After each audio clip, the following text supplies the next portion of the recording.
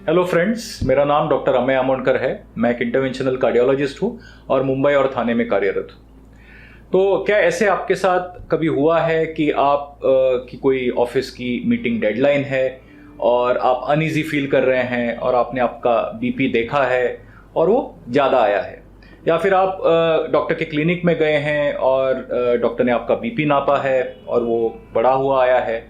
तो ऐसी सिचुएशंस बहुत कॉमन है और हम कंफ्यूज रहते हैं कि ऐसी सिचुएशंस में क्या आपको दवा की ज़रूरत है या फिर आपको ऑलरेडी ब्लड प्रेशर है तो क्या दवा बढ़ानी चाहिए। तो ऐसे में होम ब्लड प्रेशर मॉनिटरिंग हमको मदद करता है।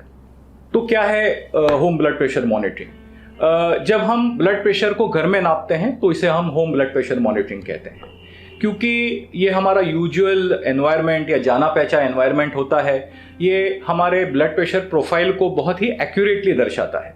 तो होम बीपी मॉनिटरिंग कैसे किया जाता है ये जानते हैं। सबसे ज़रूरी है सही डिवाइस को चूज़ करना। अभी जो डिवाइसेस हम होम बीपी मॉनिटरिंग के लिए यूज़ करते हैं उनको हम ऑटोमेटेड इलेक्ट्रॉनिक डिवाइसेस कहते हैं। उनको हम होम डिजिटल बीपी मॉनिटर्स भी कहते हैं, क्योंकि ये ऑसिलोमेट्रिक एल्गोरिदम पे काम करता है तो इसे ऑसिलोमेट्रिक डिवाइसेस भी कहा जाता है। ये हमारी डॉक्टर की क्लिनिक में यूज़ करने वाली डिवाइसेस से अलग होती है, जो स्पिग्मोमैनोमीटर्स जिनको हम कहते हैं, जिनमें मर्क्यूरी होती है। ये ज़रूरी है कि जो डिवाइस हम यूज़ करें वो वैलिडेटेड होने चाहिए।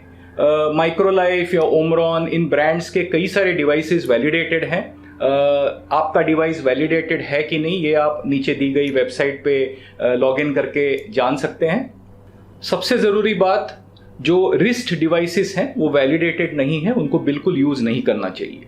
दूसरा सबसे ज़रूरी पॉइंट है choosing the right cuff size. तो कफ साइज को सही तरीके से चूज़ करना ज़रूरी है। हर कफ में एक ब्लैडर होता है। तो ये एक ऑटोमेटेड इलेक्ट्रॉनिक डिवाइस है और इसका ये कफ है और कफ में है ब्लैडर। तो ब्लैडर का साइज समझना ज़रूरी है। तो उसके लिए हमको मिड आर्म सर्कमफ्रेंस या हमारा जो हाथ है उसके बीचों बीच का सर्कमफ्रेंस जानना है। तो ये जो आपका ब्लैडर है उसका लेंथ आपके आर्म सर्कमफ्रेंस के कम से कम 80% होना चाहिए और जो आपका विड्थ है वो आपके आर्म सर्कमफ्रेंस के कम से कम 40% होना चाहिए।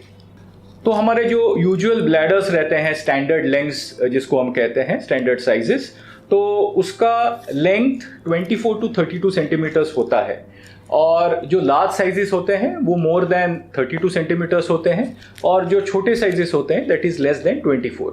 तो जब आप ब्लैडर का या कफ का साइज चूज़ करते हैं तो ये देखना ज़रूरी है कि उसका साइज सही है कि नहीं। अभी दिस इज़ 22 to 42 सेंटीमीटर्स, तो 24 to 32 के बीच में अगर हो वो सही साइज़ है। तो जब आप डिवाइस खरीदेंगे तो उसका कफ साइज देखना ज़रूरी है। तो यहाँ पे आप देख रहे हैं कफ साइज 22 to 42 सेंटीमीटर है, तो ये सही है और यूजुअल सभी आर्म लेंथ्स को ये कंफर्टेबल होता है। लेकिन अगर आपका वज़न ज़्यादा है और आपने छोटा साइज चूज़ किया तो आपका बीपी कम आ सकता है, या फिर आप पतले हैं या बच्चों में आपने नॉर्मल साइज चूज़ किया तो बीपी हायर आ सकता है। इसलिए सही कफ साइज चूज़ करना ज़रूरी है। तो कफ बांधने का सही तरीका भी समझना ज़रूरी है। तो ये जो हमारी आर्टरी है जिसको हम ब्रेकियल आर्टरी कहते हैं, उससे हमको 1 या 2 इंच ऊपर कफ को बांधना है। कई कफ्स पे एक मार्क होता है जिसको आर्टरी मार्क कहते हैं, ताकि वो ब्रेकियल आर्टरी की तरफ उसको हमको रखना है और फिर हमको इसको कस के बांधना है। बहुत टाइट भी नहीं होना चाहिए, लेकिन जिसको हम 1 या 2 फिंगर लूज कहते हैं उतना हमको बांधना है,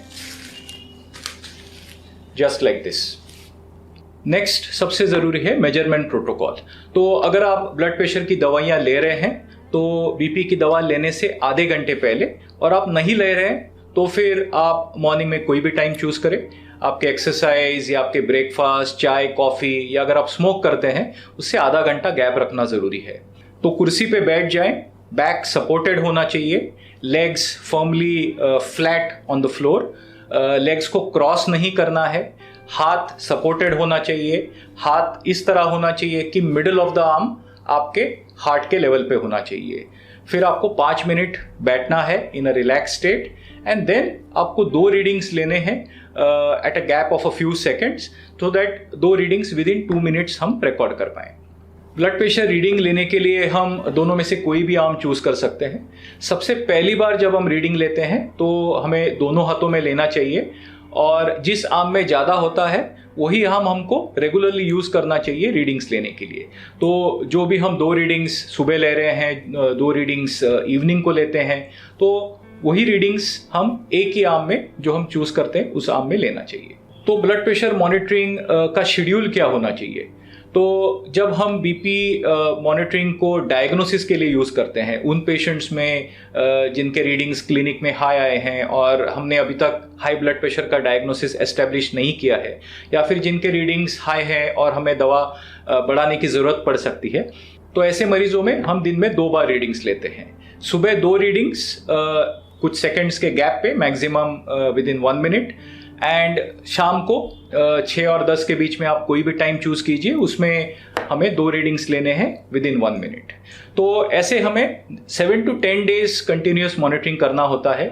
एटलीस्ट 24 रीडिंग्स हमको चाहिए होते हैं एक डायग्नोसिस एस्टेब्लिश करने में। तो हम पहले दिन के रीडिंग्स को कंसिडर नहीं करते और अगले 6 से 7 दिन के रीडिंग्स को हम कंसिडर करते हैं डायग्नोसिस के लिए।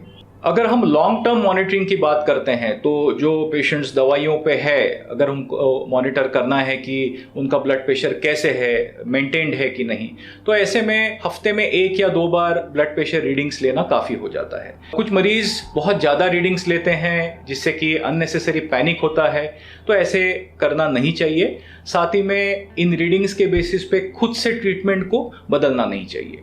नेक्स्ट इंपॉर्टेंट स्टेप है चार्टिंग।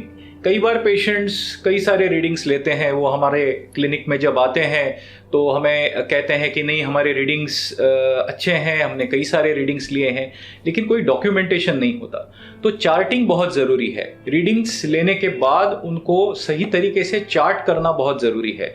आजकल जो डिवाइसेस अवेलेबल हैं उनमें मेमोरी होती है और ये रीडिंग्स उनमें स्टोर की जा सकती हैं। तो जब आप डॉक्टर के पास जाएं तो इन डिवाइसेस को आप उनके पास लेके जा सकते हैं, या फिर पेपर पेन या फिर कई सारे ऐप्स अवेलेबल हैं जिनमें आप इस डेटा को सेव कर सकते हैं। और सबसे फाइनल पार्ट है इंटरप्रिटेशन। तो अगर आपका ब्लड प्रेशर का एवरेज 130 सिस्टोलिक और 80 डायस्टोलिक के नीचे है तो आपका ब्लड प्रेशर कंट्रोल्ड है, या फिर आपका डायग्नोसिस नहीं हुआ है तो वो नॉर्मल कहा जा सकता है। सेल्फ इंटरप्रिटेशन ऑफ रीडिंग्स को बिल्कुल अवॉइड करना ज़रूरी है। तो होम बीपी रीडिंग के फ़ायदे क्या हैं? सबसे पहले तो ये आपके यूजुअल एनवायरनमेंट में लिए जाते हैं, इसलिए ये ज़्यादा रिलायबल रहते हैं क्लिनिक रीडिंग से। दूसरा, अगर आपके क्लिनिक रीडिंग्स हाई हो और घर के रीडिंग्स बिल्कुल कंट्रोल में या नॉर्मल हो तो इसको हम वाइट कोट हाइपरटेंशन कहते हैं। वाइट कोट हाइपरटेंशन को दवा की ज़रूरत नहीं रहती। तीसरा है, अगर आपके क्लिनिक रीडिंग नॉर्मल हैं और आपके होम रीडिंग्स ज़्यादा हैं तो इसको हम मास्ड हाइपरटेंशन कहते हैं और ऐसे में दवा देना ज़रूरी होता है। चौथा है, आपकी होम बीपी रीडिंग्स आपके ऑर्गन डैमेज की रिस्क को अच्छी तरह दर्शाती हैं। हम ये जानते हैं कि हाइपरटेंशन में अलग अलग ऑर्गन्स इफेक्ट होते हैं, आपका हार्ट, आपका ब्रेन, किडनीज, आइज, और इन डैमेज की रिस्क और वैस्कुलर इवेंट्स जैसे कि हार्ट अटैक, इसकी रिस्क भी होम रीडिंग से कोरिलेट होती है। और पांचवा, होम बीपी रीडिंग्स लेना एक बहुत ही आसान और रिलायबल तरीका है आपके ब्लड प्रेशर को मॉनिटर करने का। अगर आपको इस विषय में और कुछ जानना है तो आप नीचे दिए गए नंबर पे हमें संपर्क कर सकते हैं, या फिर हमारी वेबसाइट पे लॉगिन कर सकते हैं, या फिर दिए गए ईमेल पे हमें कम्युनिकेट कर सकते हैं। अगर आपको हमारा ये वीडियो पसंद आया हो तो आप हमारे चैनल को लाइक करें, सब्सक्राइब करें और शेयर करें। धन्यवाद।